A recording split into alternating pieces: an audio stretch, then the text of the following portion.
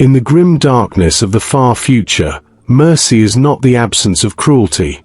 It is cruelty refined to its most exquisite form. To be sentenced to prison within the Imperium of Man is not salvation from the executioner's blade, but rather a promise that death will come slowly, methodically, with the patient precision of a rusted gear grinding through flesh. The paradox reveals itself in the very moment the gavel falls, when black-robed judges speak of clemency with voices like grinding stone.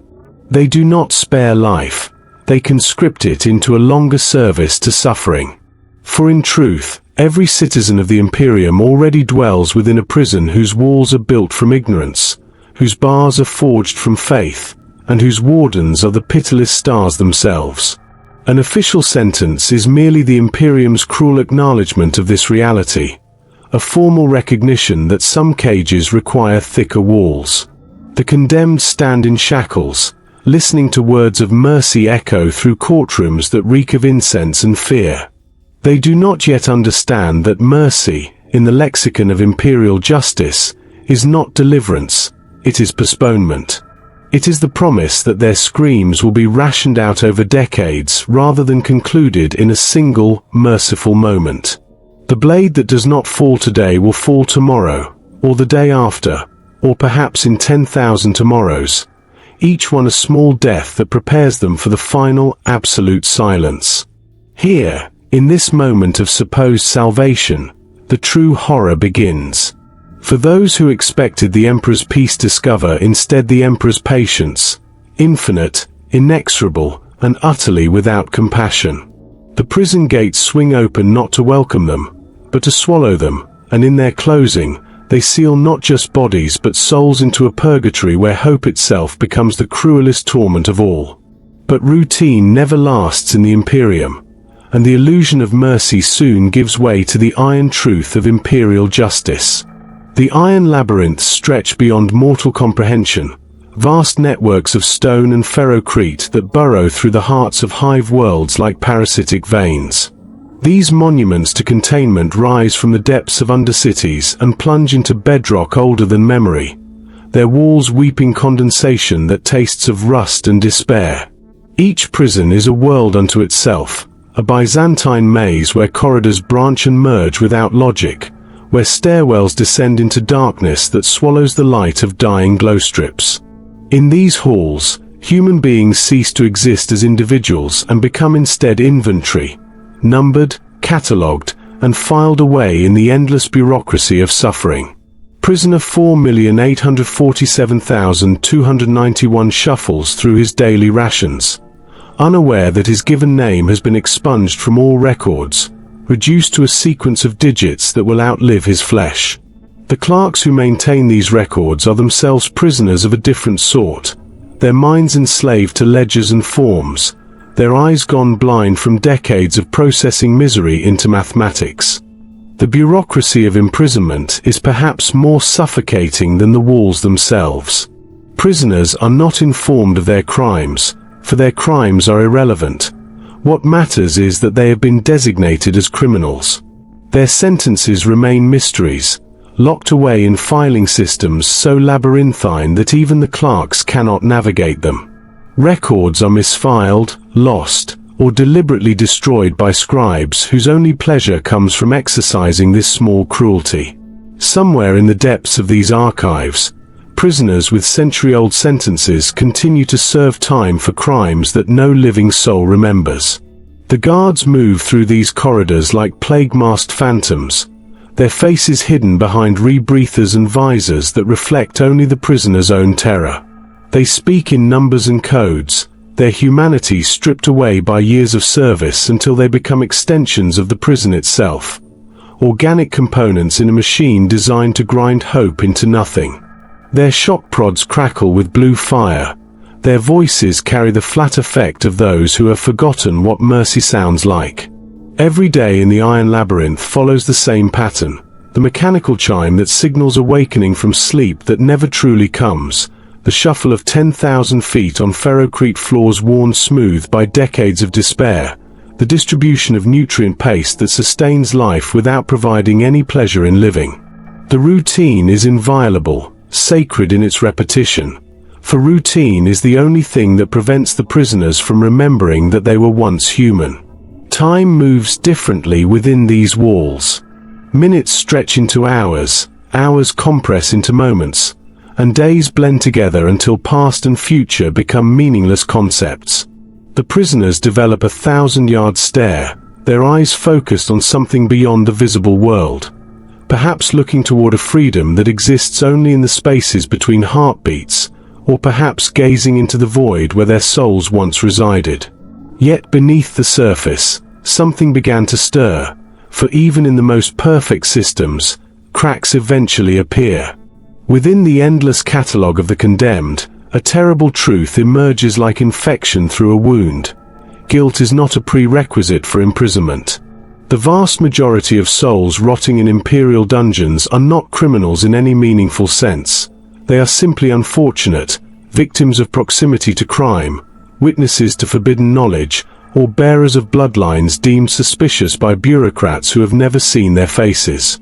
When the Adeptus Arbites conducts its sweeps, entire city blocks can be emptied on the suspicion that heretical activity has occurred somewhere within their boundaries. Children are torn from their mothers' arms not for their own transgressions, but because their great-grandfather once worked in a factory that manufactured components later discovered to have been used in the construction of a heretical shrine. Guilt, in the Imperium, is hereditary, a genetic curse that passes from generation to generation like a virus of the soul. Families arrive in processing centers still clutching each other's hands, their eyes wide with confusion and terror. They speak of their loyalty to the Emperor, recite prayers with desperate fervor, and provide alibis that no one bothers to record. The Arbites do not care about innocence or guilt, they care only about quotas, about the systematic removal of potential threats from the general population. Better to imprison 1,000 innocents than to risk one heretic walking free among the faithful. In the deeper levels of the prison complex, where the air grows thick with the exhalations of despair, dwell those who have been utterly forgotten. Their cells are not marked on any map, their existence not recorded in any ledger. These are the ghosts of bureaucratic error, prisoners whose files were misfiled, whose records were lost in the great archival fires of centuries past, whose very existence has been erased from imperial memory. They continue to live, to breathe, to suffer, but they do so in a limbo beyond even the pretense of justice. Clerk Scribe Mordian 77 stumbles upon such a case during a routine audit of storage level Tertius Gamma. Behind a door that should have led to a supply closet, he discovers cells containing prisoners who speak of events that occurred during the reign of Lord Governors whose names exist only in the most ancient chronicles.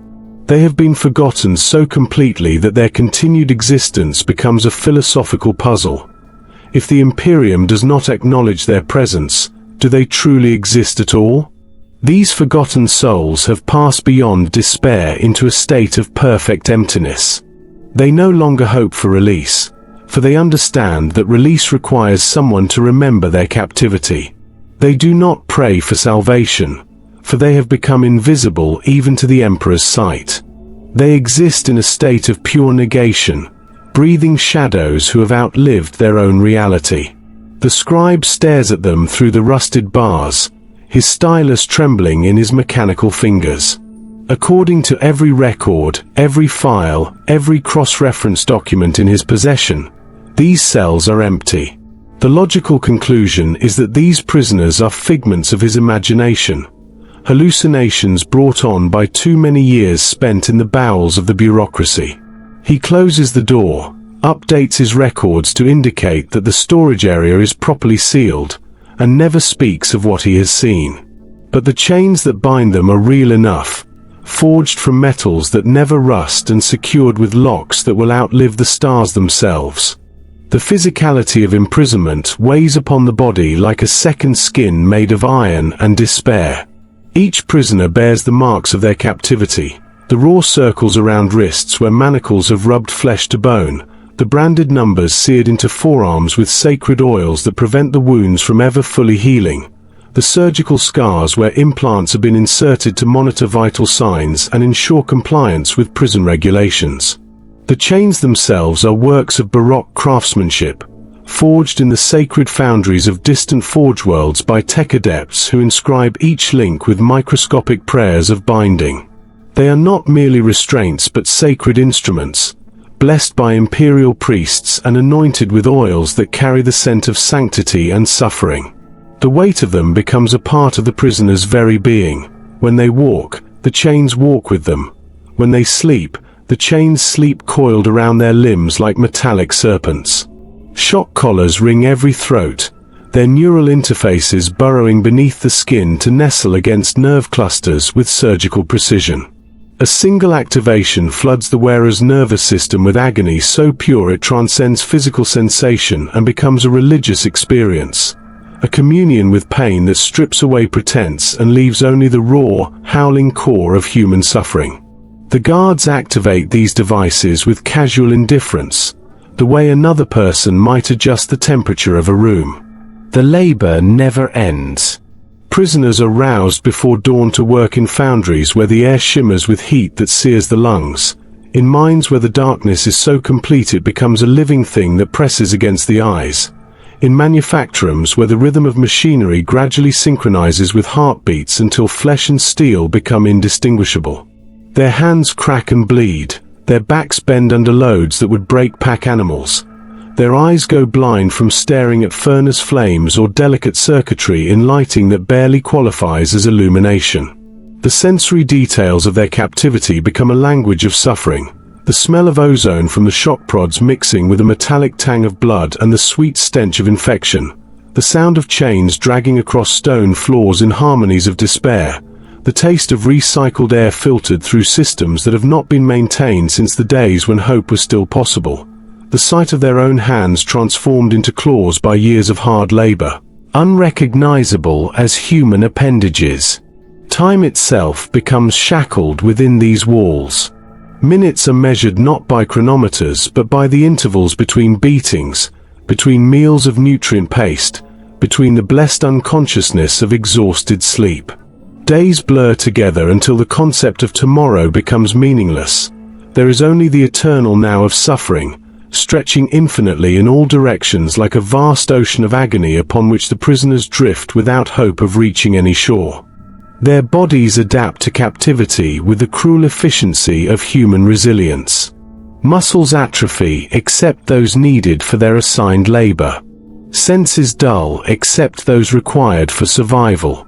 Minds retreat into small, protected spaces where memories of freedom are hoarded like precious coins, counted and recounted until they lose all meaning and become simply abstract concepts without substance. What seemed ordinary soon revealed its true horror, as whispers began to circulate through the darkest corners of the prison complex. In the deepest cells, where even the mechanical hum of life support systems fades to silence, rumors spread like contagion through the ranks of the condemned. Prisoners huddle in corners, their voices dropping to barely audible whispers as they speak of impossible things. Empty cells found opened in the morning, blood-stained shackles discovered without their occupants, and figures glimpsed in the shadows of abandoned corridors where no living soul should walk.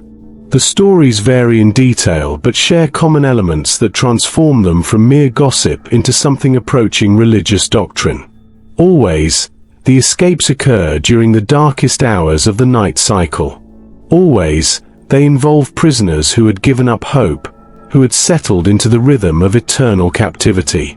Always, those who vanish are discovered missing not by guards making their rounds, but by other prisoners who notice the sudden absence of familiar despair. Prisoner 8,891,047 speaks in hushed tones of the night he witnessed something impossible. Through the narrow window of his cell, he watched a figure move through the courtyard below with movements too fluid for someone wearing chains. The silhouette paused beneath a flickering illuminator, and for a moment, he could swear he recognized the profile of his former cellmate, a man who had been dragged away to the execution chambers 3 months prior. The whispers gain momentum as they spread. Guards begin to notice discrepancies in their counts, But these anomalies are always explained away by clerical errors, misfiled paperwork, or the simple reality that keeping accurate records of tens of thousands of prisoners is beyond the capability of any mortal system. The administration prefers these explanations to the alternative, that something within their perfect system of containment has begun to fail. Hope, that most dangerous of contraband substances, begins to circulate among the prisoners like a narcotic. They develop elaborate theories about escape routes that lead through forgotten maintenance tunnels, about sympathetic guards who can be bribed with promises of salvation, about weaknesses in the prison's construction that can be exploited by those with sufficient determination. These theories are cherished, refined, and passed from cell to cell like sacred texts. But in the grim darkness of the 41st millennium, hope is always a trap carefully baited with the promise of freedom. The prisoners who listen too intently to these whispers, who begin to plan and scheme and dare to imagine a world beyond their chains, are invariably the ones who disappear next, not through escape, but through the silent efficiency of guards who have learned to recognize the symptoms of dangerous optimism. Warden Commander Thulius reviews the reports with growing unease. 17 prisoners have vanished over the past month, all of them from maximum security cells that should have been impossible to breach. The locks remain intact, the walls show no signs of damage, and the surveillance recordings reveal nothing more than empty cells where condemned souls should have been waiting for their daily rations of suffering. The investigation reveals a pattern more disturbing than simple escape attempts. Each missing prisoner had been overheard speaking of strange dreams, of voices calling to them from places that existed beyond the prison walls, of sensations that suggested their bodies were not entirely their own. The other prisoners speak of these vanished souls with a mixture of envy and terror, uncertain whether their former companions have achieved liberation or have simply been claimed by something worse than captivity. Yet beneath the surface, something began to stir that would make these mysterious disappearances seem like mercies compared to what was coming. The true purpose of imperial prisons reveals itself not in their function as repositories for criminals, but in their role as processing centers for the Imperium's infinite appetite for expendable human resources. These vast complexes serve as more than warehouses for the unwanted. They are factories where raw human material is refined into useful components for the imperial war machine. The penal legions are perhaps the most visible manifestation of this system. Prisoners who demonstrate sufficient physical capability are herded into transport ships with all the ceremony accorded to livestock. They are given lasguns that have been preset to explode after a predetermined number of shots, flak armor that bears the sacred markings of expendability, and orders to advance into positions where their deaths will serve some minor tactical purpose. Their lives are calculated not in terms of their value as human beings, but in terms of the ammunition they will draw from enemy positions before falling. But the penal legions represent only one stream in the vast river of human exploitation that flows through the prison system. Psychers identified during routine screenings are sorted and catalogued for shipment to the black ships, their minds already broken by captivity, their resistance worn away by months or years of systematic dehumanization. They board those terrible vessels not as the powerful individuals they once were, but as hollowed-out shells ready to be filled with the Emperor's will or consumed in his service. The strongest prisoners find themselves conscripted into mining operations on worlds where the atmosphere itself is toxic, their life expectancy measured in months rather than years.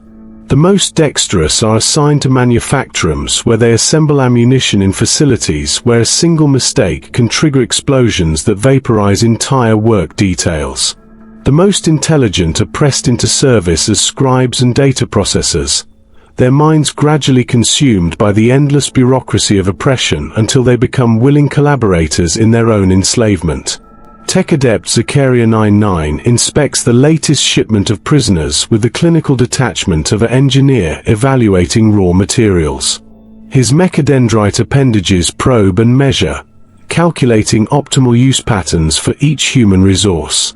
Prisoner 7,723,901 shows signs of mechanical aptitude. He will be suitable for dangerous maintenance work in plasma reactor cores. Prisoner 4,329,876 demonstrates acceptable reflexes. She can be trained to operate heavy mining equipment until radiation poisoning claims her. Prisoner 9,001,447 exhibits signs of psychic sensitivity. He must be segregated immediately and prepared for black ship processing. The horror lies not in the cruelty of these assignments, but in their mundane efficiency. Each prisoner represents a carefully calculated investment, their suffering measured against their productivity, their deaths anticipated and factored into production schedules.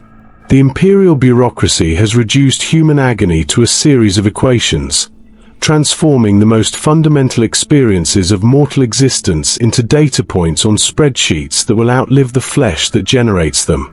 The prison administrators take pride in their efficiency ratings, competing with other facilities to achieve optimal conversion percentages. They speak of prisoners not as people but as units, their welfare measured not in terms of happiness or health but in terms of operational readiness and projected lifespans. A prisoner who dies too quickly represents wasted potential. One who lives too long becomes a drain on resources that could be better allocated elsewhere. In the depths of these calculations, the original justifications for imprisonment, crime, punishment, rehabilitation, become irrelevant abstractions. The system has evolved beyond its initial purpose to become something far more sinister, a mechanism for the systematic conversion of human beings into consumable resources, their lives carefully rationed to serve the endless appetites of an empire that devours souls as readily as it consumes worlds. What seemed like a system of justice reveals itself as a vast digestive tract, processing human suffering into the energy that powers the Imperium's eternal war against entropy. And like all digestive systems, it produces waste, the broken remnants of those who have been fully consumed, left to rot in forgotten cells while fresh resources are processed through the same inexorable machinery. But even the most efficient systems require oversight, and oversight in the Imperium comes wearing the familiar skull-faced helm of absolute authority. The arrival of arbitrator Judge Calvinus is announced not by fanfare but by the sudden silence that falls over the entire prison complex like a funeral shroud. His transport touches down in the central courtyard with mechanical precision, its engines cooling with the patient exhalations of a resting predator. The vehicle itself seems to absorb light rather than reflect it, its black ceramite hull bearing the scales of justice that have been twisted into instruments of oppression. When he emerges from the transport, Calvinus appears less as a man than as a manifestation of imperial will-given physical form. His power armor is a cathedral of intimidation, each plate inscribed with micro-etchings of legal codes and precedents that stretch back 10,000 years. His helmet completely obscures his features, replacing human expression with the impassive death's head that serves as the face of imperial justice. When he speaks, his voice carries the electronic distortion of vox grills, transforming human speech into something that sounds like the death rattle of hope itself. The prisoners who glimpse him through their cell windows instinctively recoil, not from fear of a particular man but from recognition of what he represents. Here walks the embodiment of the system that has consumed their lives, the personification of laws that were written not to protect the innocent but to preserve the machinery of oppression. His presence reminds them that their captivity is not an aberration but the most honest expression of their relationship with the Imperium. They have always been prisoners, but only now do they occupy cells with visible walls. Warden Commander Thulius greets the arbitrator with the nervous deference of a man who knows that his continued existence depends upon the satisfaction of his superiors. The inspection proceeds with mechanical thoroughness. Prison accounts are verified, security protocols are reviewed, and production quotas are examined with the clinical attention to detail that characterizes all imperial bureaucracy. Calvinus moves through the facility like a walking audit, his presence transforming routine operations into performances staged for an audience of one.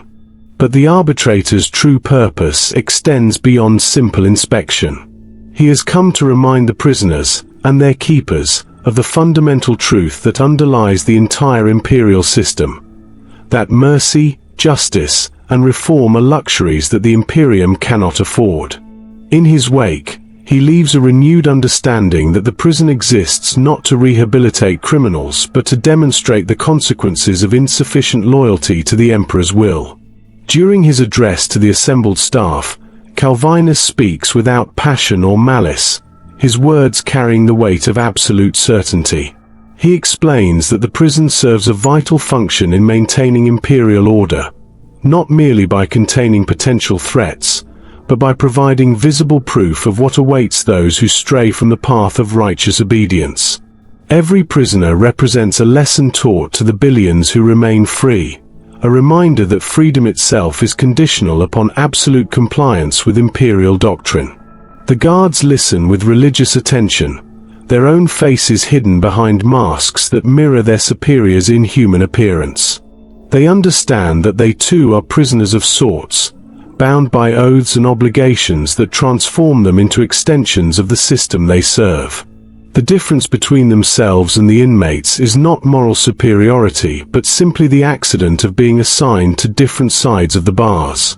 When Calvinus departs, he leaves behind more than updated security protocols and revised quotas.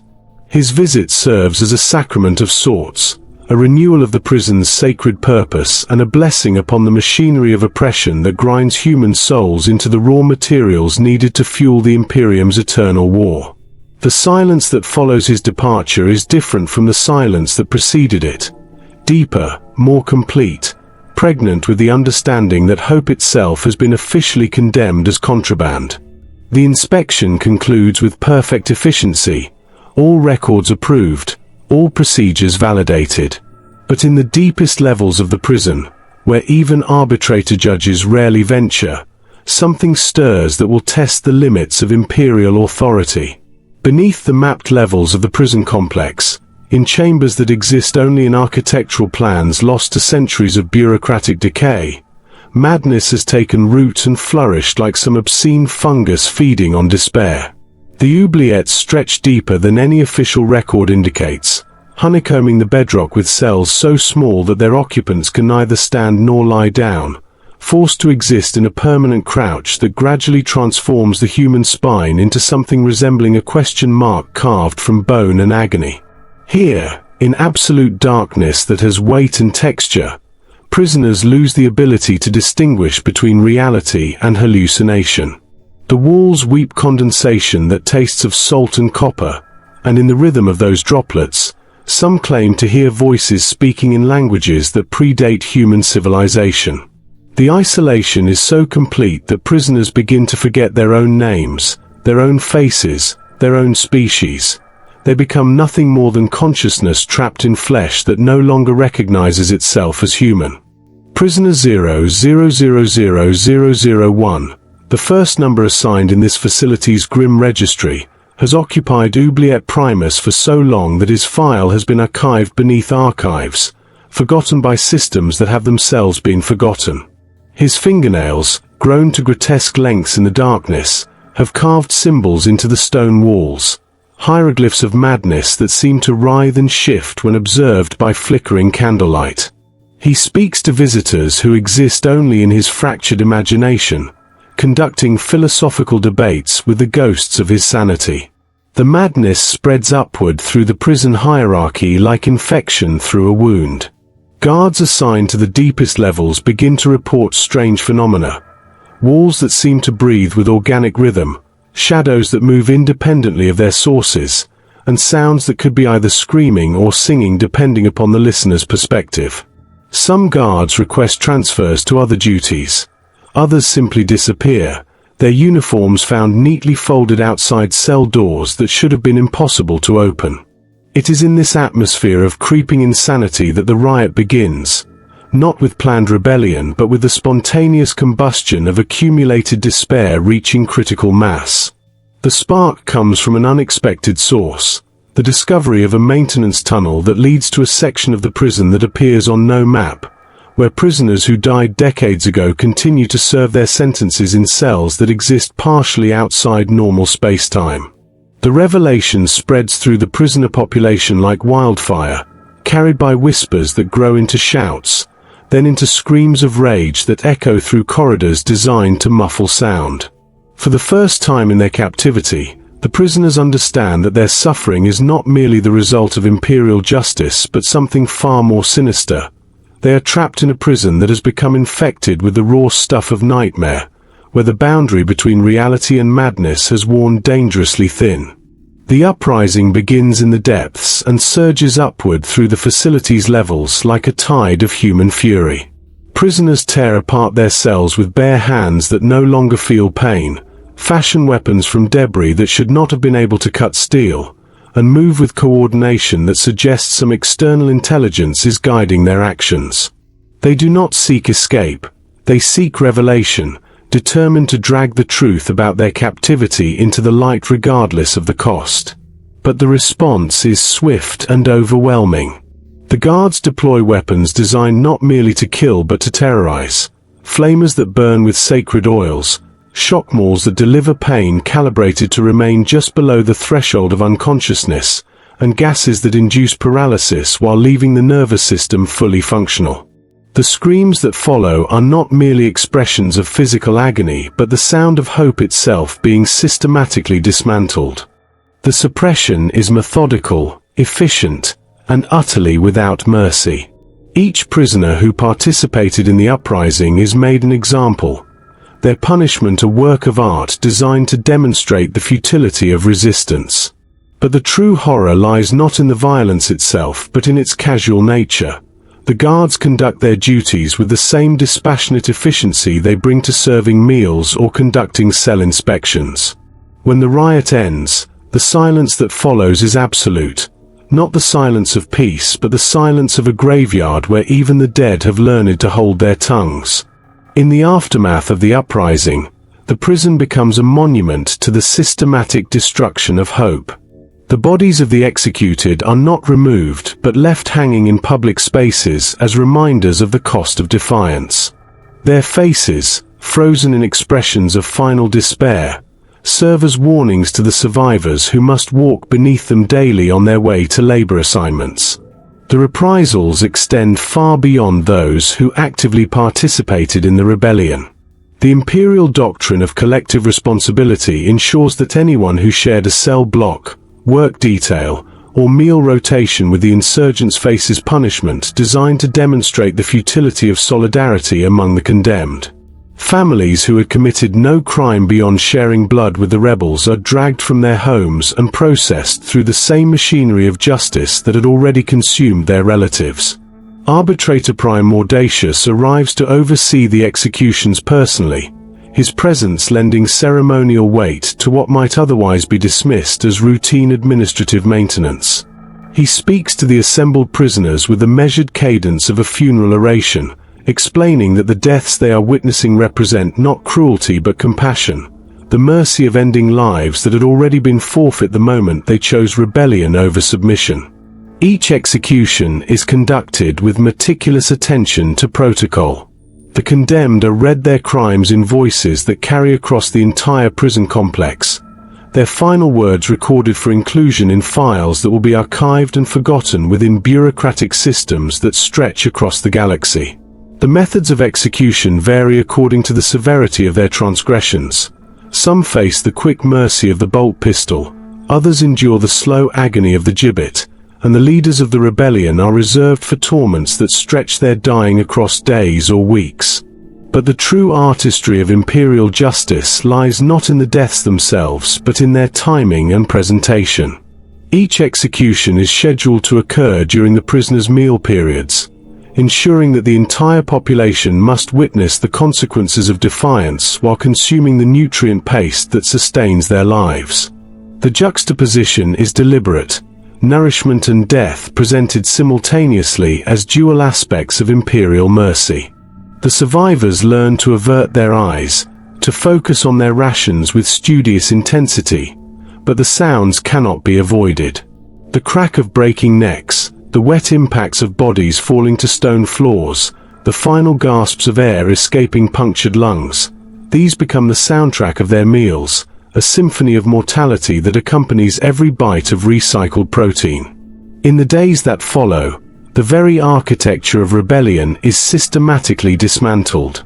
The maintenance tunnels that had revealed the prison's impossible geography are sealed with sacred promethium and blessed by imperial priests. The cells where the uprising began are blessed with holy oils and then walled over, their former occupants erased from all records as if they had never existed. The prison returns to its routine, but it is a routine now sanctified by blood and made sacred through suffering. The narrator's voice drops to barely above a whisper as the truth reveals itself in all its terrible clarity. That hope is not destroyed by accident or neglect, but by design, carefully cultivated and then methodically harvested like a crop whose only purpose is to feed the machinery of despair. In the Imperium, hope is not denied. It is provided, nurtured, allowed to flourish just long enough to put down roots in the human heart, and then ripped away with surgical precision. The prisoners who survived the purges understand this now. They have learned that their captors do not merely want their bodies or their labor. They want their souls, and the most efficient way to claim a soul is to offer it the possibility of salvation and then reveal that salvation to be nothing more than a sophisticated form of torture. And so the great wheel of imperial justice continues its inexorable rotation, grinding hope into despair, despair into submission, and submission into the raw materials needed to power an empire that spans the galaxy and devours worlds like a glutton consuming appetizers before the main course of damnation. The final revelation comes not as a thunderclap, but as a slow dawn of understanding that illuminates the true scope of humanity's imprisonment. From the depths of this single facility, the narrator's perspective expands like a plague of awareness, revealing the cancer of captivity that has metastasized throughout the Imperium. On 10,000 worlds, in orbital stations that drift through the void like mechanical prayers, in the holds of ships that carry suffering from star to star, millions upon millions of souls endure variations of the same theme.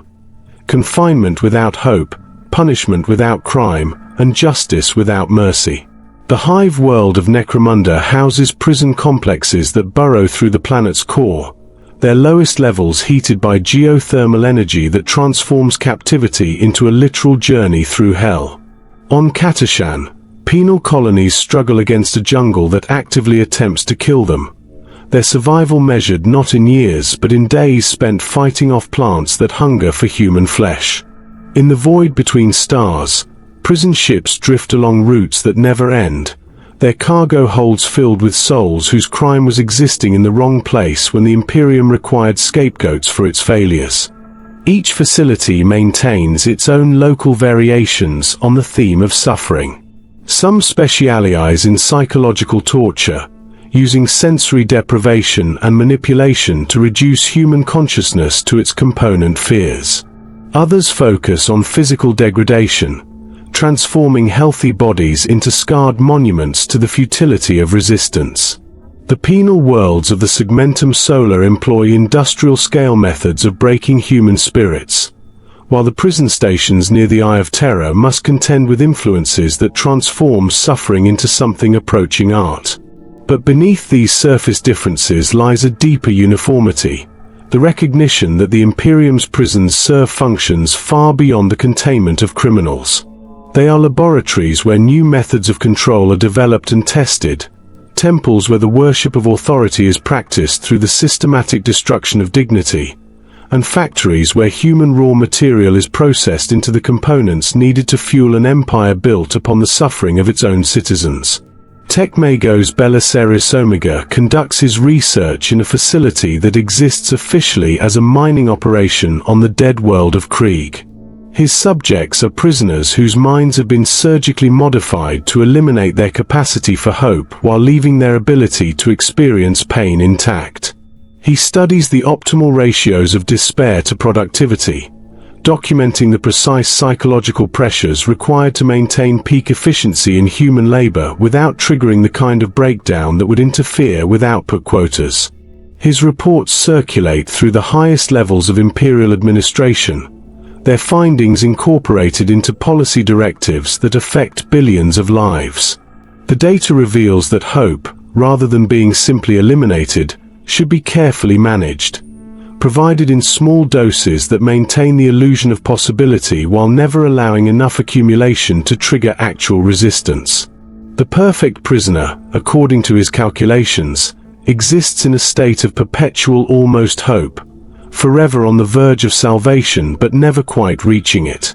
The Adeptus Mechanicus contributes its own expertise to the science of imprisonment, providing theological frameworks that transform captivity from mere punishment into a form of religious devotion. Prison chaplains preach sermons about the cleansing power of suffering, explaining to their congregations of the condemned that their chains are instruments of salvation, their pain a form of prayer that rises like incense to the golden throne. These spiritual dimensions of imprisonment prove remarkably effective. Prisoners who accept the religious justification for their captivity often become model inmates, their resistance transformed into collaboration, their despair elevated to the status of religious ecstasy. They compete for the privilege of longer sentences, viewing extended imprisonment as evidence of the Emperor's special attention to their spiritual development. On distant Talon, where the desert winds carry the screams of the imprisoned across dunes made from the bones of previous generations, prison administrators report the phenomenon of voluntary reincarceration. Former prisoners, released after serving their sentences, petition for readmission to the facilities where they had learned to find meaning in meaninglessness. They cannot adapt to a world where suffering is not systematically organized and regulated, where pain lacks the formal structure that had given their lives purpose. The pattern repeats across the galaxy with variations so numerous they require entire bureaucracies to catalogue. The ice world of Valhalla maintains prisons carved from glacier that move with tectonic slowness, carrying their inmates on journeys that span centuries. The Forge world of Mars houses facilities where prisoners are gradually converted into servitors, their humanity replaced piece by piece with mechanical components until the boundary between punishment and industrial process becomes meaningless. But the greatest prison of all remains invisible to its inmates. The Imperium itself is a cage whose bars are built from ignorance and whose walls are constructed from faith. Every citizen lives in captivity, their thoughts constrained by imperial doctrine, their actions dictated by laws that serve not justice but the preservation of a system that transforms human civilization into a machine for the production of suffering. From the perspective of the cosmos, the distinction between prisoner and citizen becomes meaningless. All are inmates in the vast correctional facility that is human space, all serving sentences imposed by judges whose faces are hidden behind the death masks of authority, all awaiting an execution that will come not in the form of individual death but as the heat death of hope itself. The final image is one of absolute cosmic horror, a galaxy where every world is a prison, every star a guard tower, every human soul a prisoner serving a sentence whose terms were written in laws that predate memory and extend beyond the possibility of appeal. In this universe, freedom is not merely impossible, it is inconceivable, a concept so alien that it cannot be expressed in any language spoken by human tongues.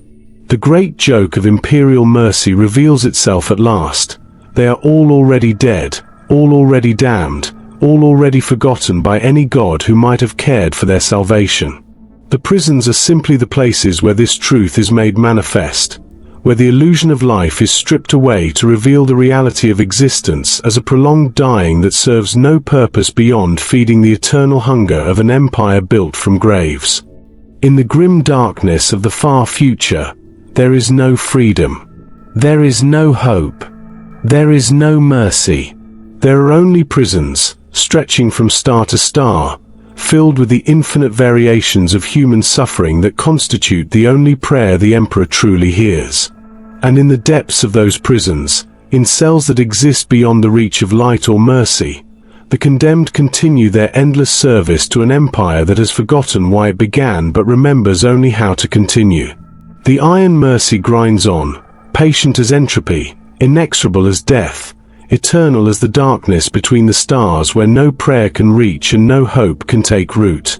In the end, there is only the weight of chains that never rust, the echo of doors that never open, and the silence of voices that have learned that screaming serves no purpose in a universe where suffering is the only sacrament that matters.